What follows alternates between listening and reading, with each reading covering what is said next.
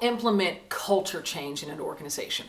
It's slow, it's stressful, it's challenging, and it happens on top of all of your other work deliverables. And it seems to rarely work well and sustainably. So how do you do it in an effective way? In a way that has staying power while not burning you out? Well, I've got a few keys to help you unlock higher levels of success and engagement when going through your culture change journey. You ready to hear them? Let's get it.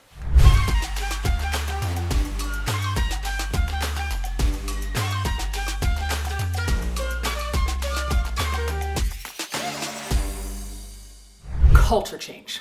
As a thought leader in the change space, this is a topic that I'm asked about frequently because it's one of the most challenging changes to actually successfully implement into an organization. But rather than break down the nuts and bolts of how to make culture change happen, which by the way I've done and will give you a lot of links to videos to check that out, I'd rather share with you 3 keys that I've learned, not only going through culture change myself, but also leading individuals through culture change across many different industries, businesses and organizations all over the world. Keys that are going to help you unlock your success and well-being while going through your culture change journey. You'll first get a quick refresh on the secret behind culture change. Then we'll dive into those 3 keys, including the reasons why they're so effective. All right, let's start with a quick reminder. Culture is a byproduct. What do I mean by that? Culture is actually the manifestation of the behaviors, the actions, and the words of the majority of individuals that comprise an organization. And of course, that's rooted in the beliefs. So those core values, those core beliefs that then, help people move about, behave, act, say things that then create the culture. So again, it's a byproduct of the individuals that comprise it, their behaviors, their actions, their words, and the beliefs that are driving those forward. Okay, so now that we got out of the way what culture is, let's talk about those 3 keys that's going to help you unlock success and your own well-being when you're going through culture change. The first key is consistency. Culture change requires changing of habits or behaviors, and ultimately changing some beliefs that you might have held in the organization. It also includes changing the way that you get your work done. It might even mean changing the role or what you're contributing to the business. And consistency is so critical as you work to make this thing sustainable. Just think about changing a habit, right? Maybe there's a habit that you're currently working to change in your personal life. Eating less sugar, drinking more water. That's 2 for me, and it has been a challenge to actually embrace that. You can ask my wife. It's been a great challenge because it's breaking a habit, right? Something that you've grown accustomed to doing, and now you're having to change how you think about that thing, that part of your work, and then the actions that you're taking around it. And it can be very uncomfortable. And oftentimes you want to drift back to the way that you were doing it before. Trust me, I want to drift back to eating them cookies. I want to drift back to eating that chocolate. And I do at times. And that's okay because I give myself grace. But it's so important as you're going through the culture change journey that you're striving for consistency. Understanding what are those desired behaviors. What do you need to be doing once you've reached that new end desired state, that new culture, and strive to behave in that way, to express those words, take those actions, nurture that belief as consistently as you can. And the more that you're doing that and you're exemplifying that to others in the organization from wherever you sit, you can actually inspire those same behaviors within another. And you'll be taking an active role in actually making the culture change happen. So never underestimate the power of consistency. Yes, it's okay if you have a bit of a slide back, but remember, strive to consistently behave in a way where you want to be when that culture change has been achieved successfully. By the way, if you're getting value from this, you get jazzed talking about change and culture and leading through change and the difficulty of change, you're my people. And I do videos like this all the time. Want to make sure you're subscribed, you're part of the tribe. Every time a video drops, you're going to get notified. So click subscribe right now. Now let's get back into it.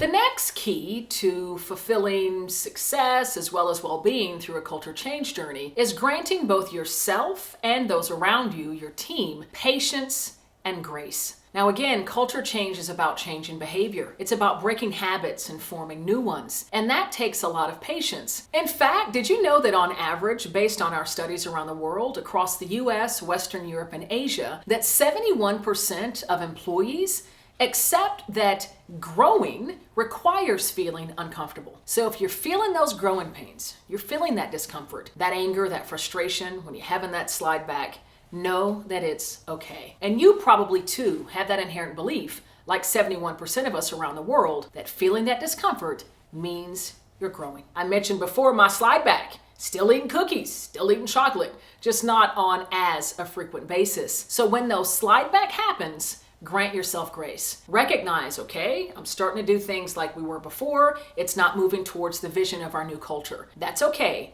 Let's acknowledge it and let's strive to get back on track. It's so important that you're granting that to yourself, that you're not getting yourself too worked up, and that you're granting that to your team members, to your organization. You know, there's a lot of emotional energy that flows when you're going through a culture change, when you're turning the way, people have always gotten their work done, when you turn that on its head, when you're changing the way people report into one another, the way an organization is structured, the behaviors that you want to nurture. It can cause a lot of those more difficult emotions, frustration, anger, anxiety, and it's so important you're granting patience and grace when that happens. It's a natural part of the journey. Understand that, embrace it, and grant both yourself and those around you a bit of patience and grace, and then get yourself right back on track towards your cultural change.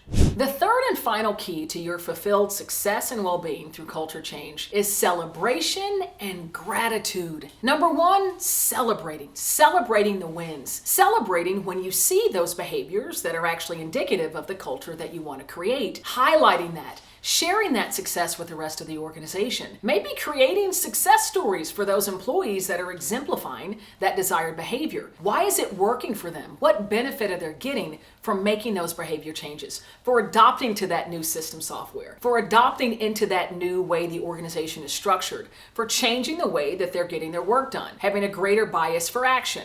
Working in that new decision matrix? Whatever the change is, celebrate the wins. That can go such a long way in creating momentum and reaching your desired end state once the culture change has been completely embraced across the organization. Now, the other portion of that is gratitude. In our studies at Change Enthusiasm Global, we found the number one strategy around the world in all the global studies that we've done to engage and motivate employees who might be feeling resistant during a change, including a culture change, is gratitude. Expressing appreciation for those individuals for the effort and the energy that they're putting forth in making it happen. So don't be shy about showering those around you with gratitude. Appreciating not only what they do, but who they are.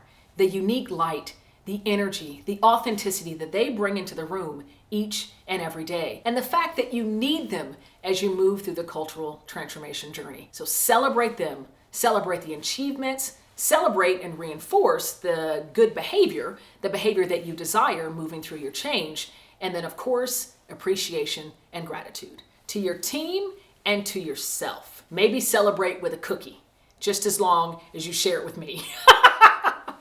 So as I mentioned in the beginning of this, I do talk about this topic quite often. And so I want to make sure that you're armed with a lot of other value as we think about leading, experiencing, executing culture change effectively. So I've got two videos I want to point you to. The first being how to change the culture of an organization.